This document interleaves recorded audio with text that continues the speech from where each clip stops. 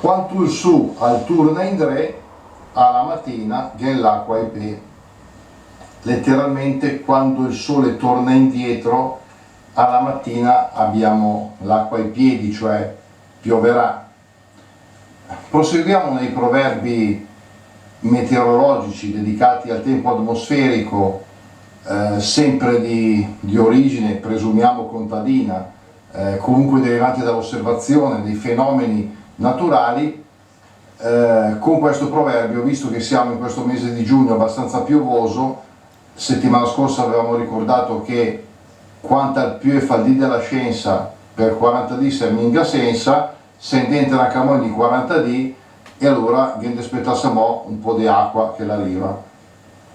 E in questo giugno in cui possono capitare anche magari dei temporali, sovente anche quando facesse molto caldo, in questo giugno invece sta piovendo parecchio e possono capitare quelle giornate in cui appunto piove per parecchie ore della giornata, poi alla sera c'è una schiarita, torna il sole nelle ultime ore, negli ultimi minuti della giornata, e poi tramonta. E il detto riguarda questo fatto che se il sole ricompare dopo una giornata di pioggia è segno che pioverà ancora.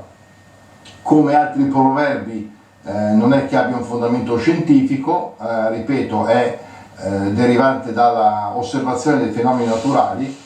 Ci sono alcune varianti, io me li faccio come spesso a Francesco Cherubini, l'autore del vocabolario milanese italiano dell'Ottocento, il sommo studioso del milanese. Lui dice anche: quanta la sera e su e se guarda in dre, alla mattina ghe sa l'acqua e pe.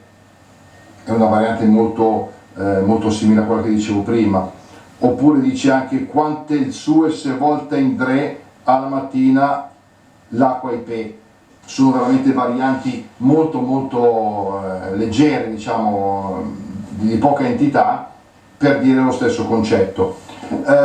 Ci sono quelle volte in cui anche durante una giornata piovosa, c'è per esempio un momento, una schiarita, ma si capisce che continuerà a piovere. Ora in questo caso questa occhiata, questa uggiada di su, si dice in milanese e in brianzolo come anche in italiano, un'occhiata di sole, un'uggiada di su, quando avviene appunto in mezzo alle nuvole, però che non sono ancora scomparse, e si chiama il su d'acqua, letteralmente sole d'acqua. Sembra un ossimoro, effettivamente molto spesso il dialetto, la lingua popolare, ma anche l'italiano, è efficace quando trova due o tre poche parole per descrivere una situazione, no? Con un'efficacia notevole. E il Cherubini dice: il su d'acqua, dice finestrata di sole annacquato che non lasci sperare bel tempo durevole. Chiaramente vuol dire, lo chiama sole annacquato, evidentemente è un su d'acqua, appunto, non è un bel sole, ma perché prelude ancora della pioggia. Quindi non so, dobbiamo rassegnarci e niente, come di suonater di se la vein la ciapum, o se no se piove la ciapum, se che ne fa, al massimo serve un'ombrella.